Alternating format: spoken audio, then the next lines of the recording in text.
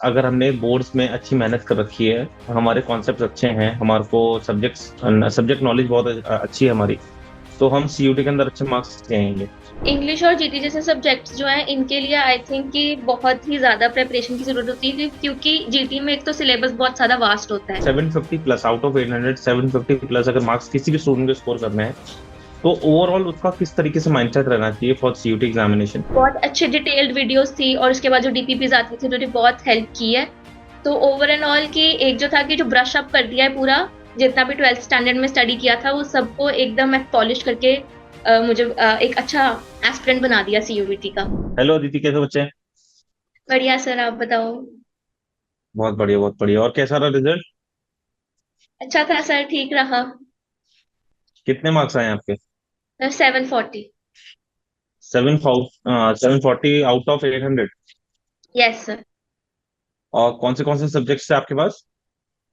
Sir accountancy, business, English, हम्म। Economics. अच्छा, कितने कितने मार्क्स आए आपके उसमें? सर अकाउंटेंसी में 188, इकोनॉमिक्स में 194, बिजनेस में 194, इंग्लिश में 164 और जीटी में थोड़े कम रह गया स्कोर, उसमें 123 है। अच्छा अच्छा। जीटी मतलब मैं जितने भी सब्जेक्ट्स आपके बोलूँ सब में बहुत अच्छे मार्क्स है। इनफैक्ट जीटी में भी आपके अच्छे मार्क्स हैं। क्योंकि बहुत ही डिफिकल्ट पेपर में बोलूंगा, या फिर उस समय ना थोड़ा मिसमैनेजमेंट की वजह से बच्चे इस बार अच्छे से स्कोर कर नहीं पाए उसके अंदर। Yes sir. जो एनटीए ने डेटा निकाला है, तो उसके अंदर भी 244 इज द हाईएस्ट मार्क्स।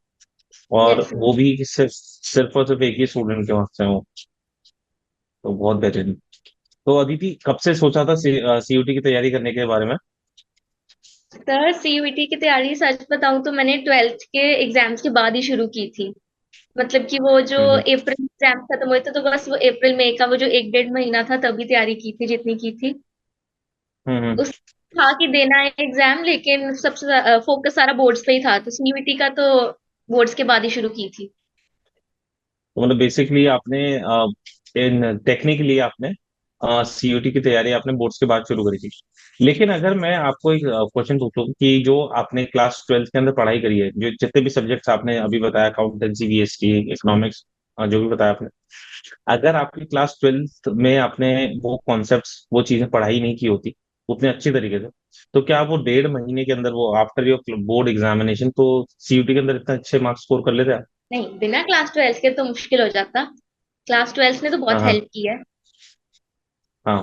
तो लेकिन मतलब वो जो इफेक्टिवली देखा जाए तो तुमने टेक्निकली सीयूटी की प्रिपरेशन, जो सीयूटी के नाम से प्रिपरेशन शुरू करी है, वो अप्रैल के बाद शुरू करी थी। लेकिन जो तुम्हारा कॉन्सेप्ट बिल्डिंग का पार्ट था और सारी चीजें थी, वो बहुत पहले से चलती आ रही थी। हाँ जी। Yes sir. और इंग्लिश में कितने, मतलब इंग्लिश की प्रिपरेशन कैसे करी थी तुमने? इंग्लिश की प्रेपरेशन मैंने एक्चुअली ये एक कोटिलिया बैच किया था सब्सक्राइब, फिजिक्स वाला का ही। तो वहां पे जो हम्म। क्लासेस आती थी तो उसी से प्रेपरेशन की थी, इंग्लिश की भी और जीटी की भी। जीटी की क्लासेस तो आपकी थी सारी, जितनी भी अटेंड की थी। हाँ जी। तो क्वार्टरली बैच तो आई थिंक दिसंबर, नवंबर दिसंबर में स्टार्ट हुआ था ना? या उससे यस पहले सर, से बहुत मेरी लेट ज्वाइन। क्लासेस तो शायद उसमें। हम्म। मैंने बहुत मेरी लेट क्लासेस ज्वाइन। मुझे जहाँ तक याद है, मैंने दिसंबर में शुरू किया था उसमें। Yes sir. बढ़िया यार, बहुत बेहतरीन। तो इंग्लिश में जो एक डाउट रहता है बच्चों के दिमाग में कि ठीक है, जो हमारे डोमेन्स के सब्जेक्ट्स हैं वो हम बोर्ड्स के बाद ही पढ़ेंगे, तो उसमें हमारे पास, अगर हमने बोर्ड्स में अच्छी मेहनत कर रखी है, हमारे कॉन्सेप्ट अच्छे हैं, हमारे को सब्जेक्ट नॉलेज बहुत अच्छी है हमारी, तो हम सीयूटी के अंदर अच्छे मार्क्स ले आएंगे, राइट, बोर्ड्स के बाद। लेकिन क्या सिर्फ और सिर्फ बोर्ड्स के बाद पढ़ने से इंग्लिश और जीटी के अंदर अच्छे मार्क्स लाए जा सकते हैं, वो आफ्टर इन दैट 40 डेज? नहीं, ये इंग्लिश और जीटी जैसे सब्जेक्ट्स जो हैं इनके लिए आई थिंक कि बहुत ही ज्यादा प्रिपरेशन की जरूरत होती है क्योंकि जीटी में एक तो सिलेबस बहुत ज्यादा वास्ट होता है। आपको नहीं पता कहीं हम्म से भी किसी चीज से वो क्वेश्चन आ सकते हैं, क्वांटिटेटिव एप्टीट्यूड में ही इतने सारे क्वेश्चंस फॉर्म हो जाते हैं। और उसके बाद वो जो हिस्ट्री वगैरह होती है और करंट अफेयर्स होते हैं, इन सब के लिए जो है आई थिंक टाइमली एक इंसान को साथ साथ में इन सब चीजों से अपडेटेड होना पड़ता है, तभी इन सब में अच्छे मार्क्स आ सकते हैं। तो अदिति, जो अगर आपके अभी जूनियर्स होंगे, तो उनको आप कैसे गाइड करोगे कि अपने सीयूटी को, जैसे अभी आपके इतने अच्छे मार्क्स आए हैं, राइट? तो अगर आपको लगता है कि आपके जितने मार्क्स लाने के लिए, या फिर और मतलब 750 प्लस आउट ऑफ 800, 750 प्लस अगर मार्क्स किसी भी स्टूडेंट को स्कोर करने हैं, तो ओवरऑल उसका किस तरीके से माइंडसेट रहना चाहिए फॉर सीयूटी एग्जामिनेशन, अपने डोमेन्स के लिए भी और इंग्लिश और जीटी के लिए भी? आई थिंक कि 12th जैसे हमारी स्टार्ट होती है तो उसके साथ ही हमें सब सारी प्रेपरेशन उसके साथ ही शुरू कर देनी चाहिए, इंग्लिश और जीटी की भी इनफैक्ट, क्योंकि उन्हीं सब्जेक्ट में मैंने ज्यादातर देखा है कि काफी बच्चों के उन्हीं सब्जेक्ट में मार्क्स लो गिरे हैं, क्योंकि डोमेन में तो सबके मार्क्स आ ही गए हैं ज्यादा। जीटी और इंग्लिश में ही साथ साथ प्रिपरेशन सबकी होनी चाहिए स्टार्टिंग से ही, क्योंकि इन सब्जेक्ट्स को बहुत ज्यादा टाइम लग जाता है प्रिपेयर करने के लिए। तो लगता है कि इंग्लिश जैसा सब्जेक्ट तो हम सब कर लेंगे, बट आई थिंक इंग्लिश में भी काफी ट्विस्टेड हम्म। क्वेश्चंस बार भी। बिल्कुल सही बात है। और यहीं पे एक चीज मैं और ऐड ऑन करना चाहूंगा आपके आंसर में ही, कि जो जैसे रीति ने अभी बताया है कि डोमेन्स के अंदर बहुत सारे बच्चों के मार्क्स आ जाते हैं, और यहीं पे इफ इन केस कि तुम अपनी लीड बना ली, तो जो एक होता है ना कि स्टूडेंट को, कि जिस बच्चे को एसआरसीसी जाना है, फर्स्ट काउंसलिंग के अंदर ही टेंशन खत्म करनी है अपनी, ठीक है? किसी को शहीद सुखदेव कॉलेज चाहिए, ठीक है, किसी को हिंदू चाहिए, किसी को हंसराज चाहिए, आपको सेंट स्टीफेंस चाहिए, ठीक है, बीएचयू की फर्स्ट काउंसलिंग के अंदर काम आपका पूरा हो जाए, तो वहीं यही मेक और ब्रेक पार्ट होता है आपका इंग्लिश और जीटी वाला। क्योंकि मैक्सिमम बच्चे उसको बहुत अच्छी तरीके से, या फिर बहुत ज्यादा अपना एक्सपोजर नहीं रखते हैं इंग्लिश और जीटी के लिए अपना throughout there class 12। Class 12 के बाद जब बोर्ड्स होते हैं, तब वो इंग्लिश जीटी के ऊपर तवज्जो देनी शुरू करते हैं। फिर इतना टाइम रहता नहीं है कि वो उसको मास्टर कर पाए उस सब्जेक्ट।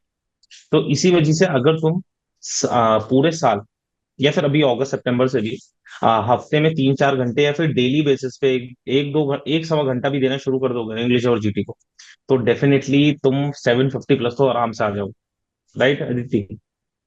यस तो अभी आपके टारगेटेड कॉलेजेस कौन से हैं अदिति? सर, हिंदू हंसराज है फिलहाल तो, और एलएसआर भी है। और कोर्स मेनली कौन सा आप टारगेट कर रहे हो? BCom honours. बीकॉम ऑनर्स के अलावा आपने कोई भी सेकंड ऑप्शन नहीं रखा हुआ है? नो सर, बीकॉम ऑनर्स ही करते हैं।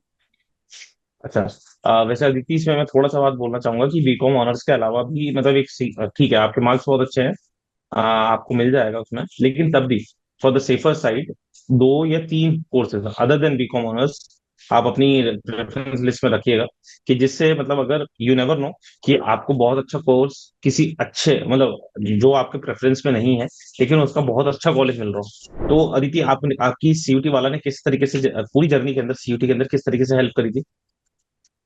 सर एक्चुअली ना, मैं ऑनलाइन को प्रेफर नहीं करती थी, क्योंकि मुझे लगता था कि ऑनलाइन ना इतना ज्यादा अच्छी तरह से पढ़ाई हो नहीं पाती है। लेकिन मम्मा ने हम्म। बोला ट्राई करके देख ले, अगर नहीं अच्छा लगेगा तो छोड़ देना। तो मैंने अप्रैल में ही सीयूईटी वाला की कोचिंग जो है वो ज्वाइन की थी, और काफी लेट थी मेरी क्लासेस। वैसे तो दिन में 3-4 क्लासेस आती हैं, लेकिन क्योंकि मैं बहुत लेट ज्वाइन किया था तो मुझे दिन में 7-8 क्लासेस भी लगानी पड़ती थी। तो काफी हम्म। अच्छा लगा मुझे। आपने लव कौशिक सर ने, कंचन गुप्ता मैम ने बहुत अच्छे से पढ़ाया है। बहुत अच्छे डिटेल्ड वीडियोस थी, और उसके बाद जो डीपीपीज आती थी उन्होंने बहुत हेल्प की है। तो ओवर एंड ऑल की एक जो था कि जो ब्रश अप कर दिया है पूरा, जितना भी 12th स्टैंडर्ड में स्टडी किया था वो सबको एकदम पॉलिश करके मुझे एक अच्छा एस्पिरेंट बना दिया सीयूईटी का। तो काफी हेल्प की मेरी very good, CUET. Very good, very good. चलो बढ़िया यार दीदी, nice talking to you. And I hope, I wish कि आपको पहले ही काउंसलिंग के अंदर आपका ड्रीम कॉलेज मिल जाए। ड्रीम कॉलेज कौन सा आपका? सर एसआरसीसी था, लेकिन अब मार्क्स इतने नहीं है कि एसआरसीसी मिल जाए, बट स्टिल लेकिन होपिंग मैं फॉर। तब भी बोलूंगा प्रेफरेंस लिस्ट में अपना एसआरसीसी रखिएगा, फर्स्ट यस। प्रेफरेंस रखना।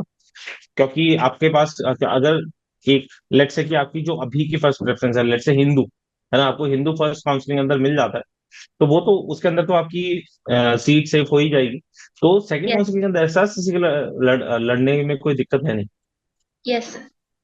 उसमें मतलब अपनी प्रेफरेंस लिस्ट है एसआरसीसी, मतलब अपने आप से ही एसआरसीसी को हटाना मतलब मिलने से, yes sir. Right? Yes. Okay Aditi, आपको बहुत अच्छा कॉलेज मिले, है ना, बेस्ट कॉलेज मिले, एंड ऐसे ही एक्सप्लोर करते रहो अपनी लाइफ के अंदर। All the best Aditi. Thank you sir. Bye बच्चे। Thank you sir.